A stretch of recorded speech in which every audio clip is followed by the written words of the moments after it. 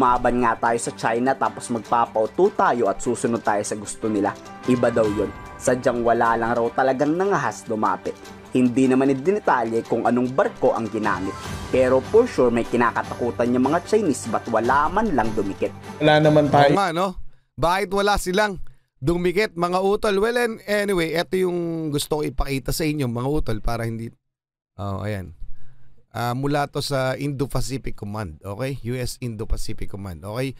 US Coast Guard concludes, teka lang, US Coast Guard concludes training with Philippine Maritime Agencies, okay? The US Coast Guard Cutter Monroe arrived in Subic Bay, Philippines Tuesday following operations and exercises in the West Philippine Sea with the Philippine Coast Guard and Philippine Bureau of Fisheries and Aquatic Resources. So, BIFAR at saka PCG, Philippine Coast Guard. Mga karunungan, kaalaman, teorya, kasaysayan, hiwaga at mga bagong tuklas. Alamin natin.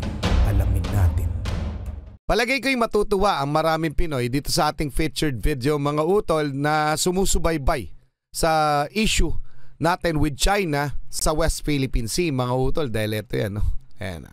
Yabang ni Mauning na ubos. US Coast Guard sumama na. Takbuhan China Coast Guard pati China Militia. So alamin na natin to mula kay Melbs Castle. Pakisubscribe siya, pakilike na rin yung video. Game na mga utol. Kakapasok lang na balita, rotation air supply mission sa Ayungin Shoal sa may BRP Sierra Madre matagumpay at walang nanghas manggulo na China. Pero wait, kakaiba to ha. Asan yung mayayabang na bullying Chinese Coast Guard? Asan yung mga angas na Chinese Maritime Militia? Bakit parang wala ata? Bakit? May kinakatakutan ba kayo? O baka takot kayong maaresto? May na-monitor man sa radar ng PCG pero napakalayo nito at hindi man lang lumapit. Ang yabang pa ni spokesman sasabihin papalag kayo pero bakit naduduwag na ata? Kinumpirma kasi ng AFP na successful ang resupply mission na walang nanggugulong mga Chinese. Wala pang inilalabas na buong detalye ang Armed Forces of the Philippines pero kinumpirma na nilang mga takot lumapit ang mga Chinese o may iniiwasan talaga. Baka siguro may kasamang US Navy. Teka lang mga utol, 'di ba?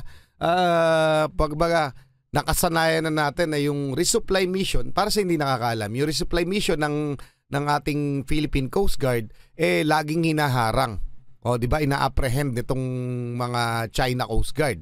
'Di ba mga utol dahil illegal daw yung ating ginagawa. So bakit ngayon parang malayo sila? Simula ba ito nung maglabas tayo ng bago nating batas, yung Maritime Zones Law Act?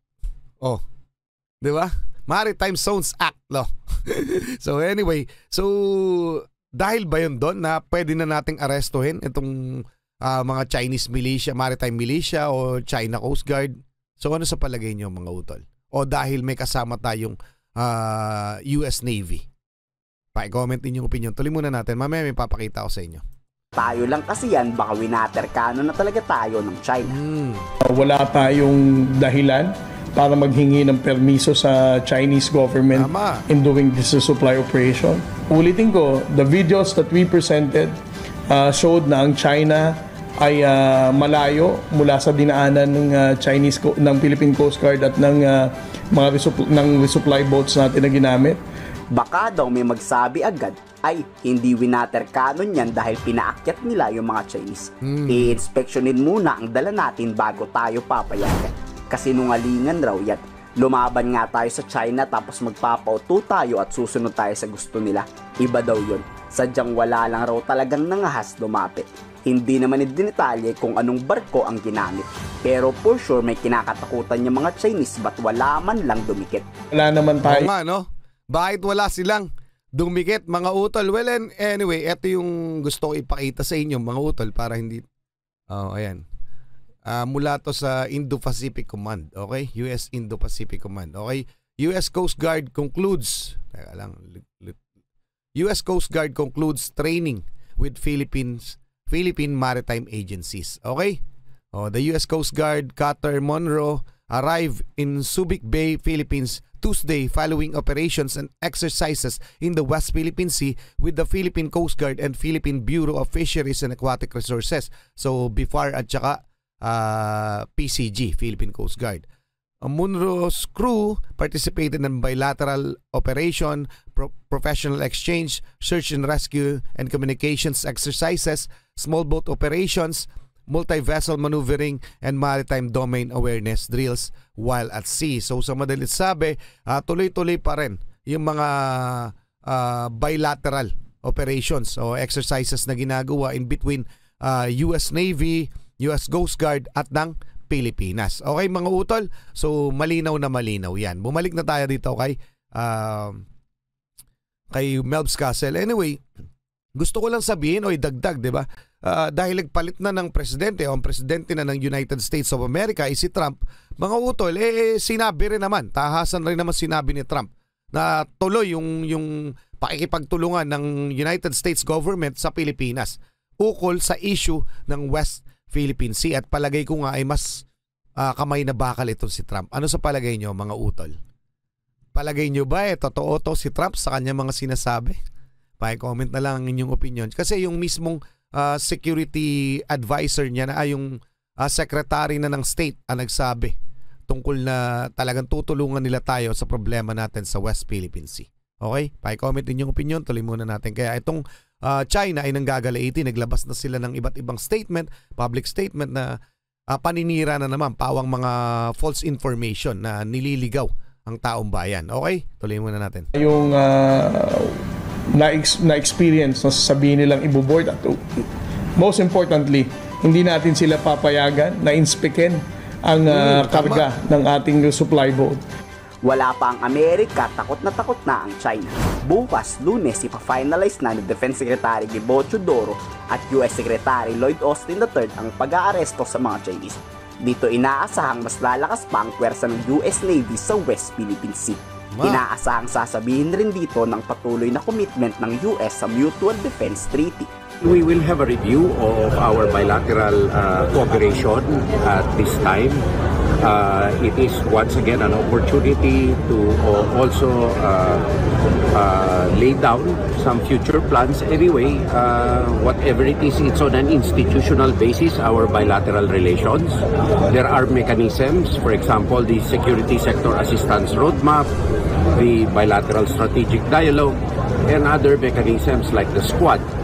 So I think also it is also an opportunity for us to thank him for what he has done to make the alliance not only bilaterally but multilaterally enduring against the face of a distorted plan of action by China. Ayan mga utol napakalinaw niyan. Tsaka syempre, ulitin ko lang, nilinaw na talaga ng United States na tuloy yung Mutual Defense Treaty natin ay hindi naman na gambala. Anyway, yung talagang dedication lang nung presidente nila na si Trump ay nagsalita na.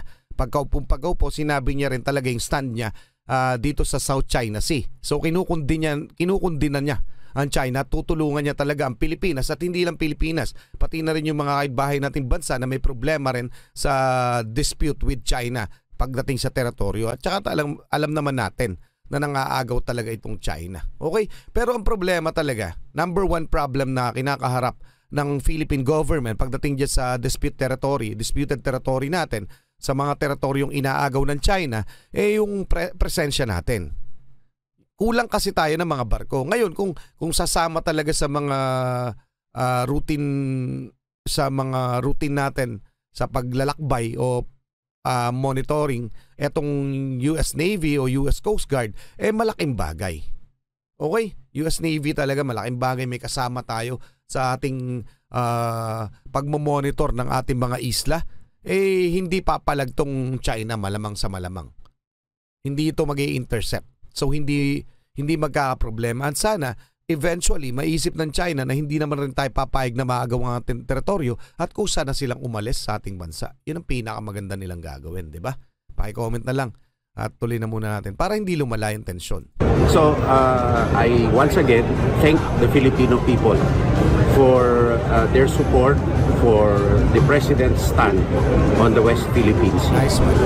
And we also thank a bigger amount of like-minded nations that are coming to realize that China's propaganda is really nonsensical actually. Kayo, Tama. anong masasabi nyo sa matagumpay at walang pagwa-water cannon ng resupply mission? Ikomento sa baba ang inyong salobi. Sana tuloy-tuloy na yan. Yun ang masasabi ko. At saka sana maging totoo na sa kanilang salita. Kung sakali man magkakaroon na naman ng panibagong agreement, maging totoo na sa kanilang salita at tumupad na itong China. At kung sakali, tuluyan na nilang bitawan yung pang-aagaw ng teritoryo sa atin at nang sa ganun, hindi mauwi ito sa digmaan. Ano sa palagay nyo mga utol? Pa-comment inyong opinion. Maraming salamat sa iyo, Malbs Castle. Maraming salamat sa inyo. Muli ako si Target Achilles and we have the Real South Pride Production. Ako'y nagpapasalamat sa walang sawa niyong pagsuporta. Kayo mag-iingat, keep safe, God bless. Saludo po ako sa inyo lahat. Maraming salamat po.